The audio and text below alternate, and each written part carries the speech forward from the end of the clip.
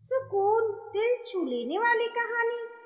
पापा ने कुर्सी से उठने की कोशिश की लेकिन सफल नहीं हुए। आभा तेजी से उनकी सहायता के लिए उठी। पापा को जोर लगाकर उठाया और दीवान तक पहुंचा दिया। बाथरूम से तुरंत नहाकर निकली सिम्मी ने भाभी के कंधे पर पापा का हाथ देखा तो उसे अजीब लगा, लेकिन कुछ कहा नहीं और तौलिए से अपने बाल पोंछती बालकनी में आ खड़ी हुई। कल मायके आई हुई सिम्मी लगातार ये सब देख रही थी। भाभी कभी पापा को कपड़े पहनने में मदद करती तो कभी उनके कंधों पर तेल की मालिश करती दिख जाती हैं। और भी कई अमल हैं जो देखकर सिम्मी को अजीब लग रहे थे। पापा की हड्डियों में उम्र के साथ ही दर्द भी बढ़ गया है। अब उठने बैठने में तकलीफ ज्यादा हो रही है। एक जमाना था जब पापा की फुर्ती की मिसाल दी जाती थी। बुढ़ापा भी क्या चीज है, उफ। सिम्मी ने एक गहरी सांस भरी। नाश्ता कर लो सिम्मी। आभा के पुकारने पर वो डाइनिंग टेबल पर आ बैठी। आप नहीं खाएंगी भाभी? सिम्मी ने पूछा। अभी थोड़ी देर में खाती हूँ, थोड़ा काम है निपटा लूँ, तुम खाओ। नहाने के बाद तो भूख और तेज हो जाती है, आभा ने मुस्कुराते हुए कहा। तो सिम्मी को ध्यान आया कि भाभी तो सुबह ही नहा लेती हैं, तो क्या उन्हें भूख नहीं लगती? शादी के बाद से ही माँ का बनाया हुआ नियम था ये कि वह बिना नहाए रसोई में नहीं जाएंगी। माँ खुद भी ऐसा ही करती थी। ठीक है कि सुबह उठकर फ्रेश हो जाना, नहा धुला लेना अच्छी बात है, लेकिन ये क्या कि नहाए तो सबसे पहले और खाए सबसे पीछे। सिम्मी ने भी पहले कभी इस तरह से कहाँ सोचा था। भाई की शादी के 1 साल बाद ही उसकी शादी हो गई थी और कुछ दिन ससुराल में रहने के बाद वे पति के साथ बाहर चली गई थी। माँ के अपने अलग नियम थे जिन्हें भाभी ने भी निभाया, लेकिन आज जब भाभी ने नहाने के बाद भूख लगने की बात कही तो उसे लगा कि ये तो एक बहुत ही सामान्य सी बात है जिसके बारे में कोई ज़्यादा सोचता भी नहीं है।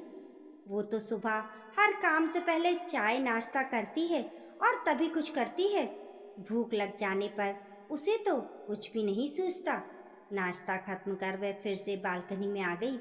सर्दियों में ये सबकी मनपसंद जगह थी जहाँ धूप का लंबे समय तक बसेरा होता था। वहीं पर एक छोटा सा दीवान रखा था जिस पर पापा बैठे हैं और भाभी उनकी पीठ पे दवा लगा रही हैं। दीवान पर पापा के साथ भाभी को बैठे देखकर तथा उनकी खुली पीठ पर दवा लगाते देखकर सिम्मी को फिर वही एहसास हुआ। एक अजीब सा एहसास जिसका कोई ब्यौरा तो नहीं था, लेकिन था बहुत अजीब। शुरू से ही उसके घर का माहौल ज्यादा खुला हुआ नहीं था और पापा के सारे काम तो माँ ही किया करती थी। फिर माँ के जाने के बाद मायके में ज्यादा रहना तो नहीं हुआ, लेकिन जब भी रही उनको खुद ही अपनी देखभाल करते हुए देखा है। भाई की राशन की दुकान है, वे तो सुबह ही दुकान चले जाते हैं। बच्चे जब तक रहे कभी कभी दादाजी के लिए दौड़ धूप कर लेते थे, लेकिन अब तो वो भी बाहर पढ़ने चले गए। पापा अब नाश्ता नहीं करते, सुबह बस थोड़ा सा ड्राई या फ्रेश फ्रूट खाते हैं और फिर 11-12 बजे सीधा खाना खाते हैं। दोनों बाप बेटे इधर उधर की बातें करने लगे और आभा चाय बना कर ले आई। आओ सिम्मी, पहले चाय पीते हैं फिर पापा को खाना दूंगी। तब सिम्मी ने फिर महसूस किया कि काम निपटाना तो एक बहाना है। दरअसल भाभी पापा के खाने के बाद ही खाती हैं। शुरू से उनके लिए यही नियम बना है। हालांकि अब तो कोई देखने पूछने वाला भी नहीं है, लेकिन जो नियम है सो है। बहुत दिनों के बाद इस बार सिम्मी इतने दिनों के लिए मायके आई है। माँ थी तब आना जाना ज्यादा होता था, फिर पिता ही उससे मिलने आ जाया करते थे, लेकिन जब से बीमार हुए उनका आना जाना बंद हो गया। 2-3 दिन बस यूं ही निकल गए। अब तो बातों का पिटारा भी खाली होने लगा। माँ थी तो और बात थी। महीनों भी बात खत्म होने का नाम नहीं लेती थी। रात को थोड़ी देर सब मिल बैठकर हंसी ठहाके करते। दिन में वो कभी पापा के काम कर दिया करती, कभी भाभी का हाथ बटा देती, लेकिन समय निकलना फिर भी मुश्किल हो गया। घर की चिंता भी हो रही थी, लेकिन जाने का टिकट हफ्ते भर बाद का था। अजीब होती है ये औरतें भी, जहाँ रहती है वहाँ होती नहीं। और धीरे धीरे उसकी छुट्टियां भी खत्म हो रही थी और उसकी अजीब वाली फीलिंग भी। आज रात को सिमी की ट्रेन है। सुबह सुबह ये ख्याल आते ही उसका मन रुआंदा सा हो गया। कहाँ तो हफ्ते के दिन गिन रही थी और अब जब जाने का समय आया तो इतना बुरा लग रहा है। भाभी, आज नाश्ता मैं बनाती हूँ, सिम्मी ने कहा तो आभा चौंक पड़ी। सिम्मी के मुंह से ये सुनकर उसे बहुत आश्चर्य हुआ। जानती थी कि सिम्मी को घर के कामों में दिलचस्पी नहीं है, और वो भी किचन के काम। क्या हुआ सिम्मी, ऊब गई क्या मेरा बनाया खा खा कर? भाभी मुस्कुराई। नहीं भाभी, आप प्लीज जाइए और जाकर बाकी काम देखिए, आपको तो कितने सारे काम हैं। आभा सचमुच आश्चर्य में थी, क्योंकि आज तक कभी सिम्मी ने इस तरह का प्रस्ताव नहीं रखा था। तब भी नहीं जब वो दोनों साथ थी, या जब वह काम और बच्चों की जिम्मेदारियों से घिरी रहती। आज अचानक इसे क्या हुआ, वो भी जाने के दिन? मन ही मन सोचती सिम्मी रसोई से बाहर आकर पापा का बेड ठीक करने लगी। जब तक उसने घर को व्यवस्थित किया, सिम्मी ने नाश्ता तैयार कर लिया और भाई को आवाज दी। भाई ने खूब तारीफें कर करके नाश्ता किया और काम पर चले गए। फिर वह 2 प्लेटों में नाश्ता लाई और भाभी को आवाज लगाई। अरे वाह सिम्मी, खुद से नाश्ता बनाया तो भूख बढ़ गई क्या? आभा ने उसे छेड़ते हुए कहा। आपके लिए भी लाई हूँ, भाभी का हाथ पकड़कर बैठाते हुए बोली। मेरे लिए? तुम खाओ सिम्मी, मैं अभी पापा के लिए खाना बनाऊंगी ना, नहीं तो देर हो जाएगी। सिम्मी ने देखा कि भाभी की नज़र अचानक ही बालकनी में अखबार पढ़ते हुए पापा की तरफ चली गई। कोई देर नहीं होगी भाभी, बस 10 मिनट तो लगेंगे नाश्ता करने में।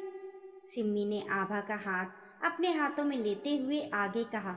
और हाँ, सिर्फ आज नहीं, बल्कि आज से आपका यही रूटीन बना रही हूँ। सिम्मी, आज तुम्हें जाना है ना, इसलिए तुम इमोशनल हो रही हो, आभा ने हंसते हुए कहा। ठीक है, अगर ऐसा है तो यही सही। भाभी पापा की अब उम्र हो गई और खाना पीना उनके लिए बस एक फॉर्मेलिटी है, लेकिन आपकी तो अभी बहुत सारी जिम्मेदारियां हैं। पूरे घर परिवार की देखभाल आपके जिम्मे है। पहले जब माँ पापा सुबह सुबह नाश्ता करते थे तो आपका इंतज़ार करना बनता था, लेकिन अब भूख दबाकर इतनी देर तक खाली पेट रहना सही नहीं है। भाभी, सबके साथ साथ आपको अपना ख्याल भी रखना चाहिए। ये सिम्मी तो आज झटके पे झटके दे रही है, आभा ने उसकी तरफ देखते हुए सोचा। सिम्मी की बात सुनकर उसे सुखद आश्चर्य हुआ। वैसे देखा जाए तो बात कोई अनोखी नहीं थी, लेकिन आभा के दिल को छू गई। पता नहीं वे इन सलाहों पर अमल कर पाएगी या नहीं, पता नहीं वे इतने दिनों की आदत से बाहर आ पाएगी या नहीं, लेकिन सिम्मी की बात से उसकी रूह को जो सुकून मिला वो बेहद खुशगवार था। अपने बारे में सोचे जाने के एहसास की खुशी आभा अंदर तक महसूस कर रही थी। और थैंक यू भाभी, सिम्मी ने और भावुक होते हुए कहा। पूछा, अब ये किस लिए? आभा ने भुएं चढ़ाते हुए। पापा की बेटी बनने के लिए।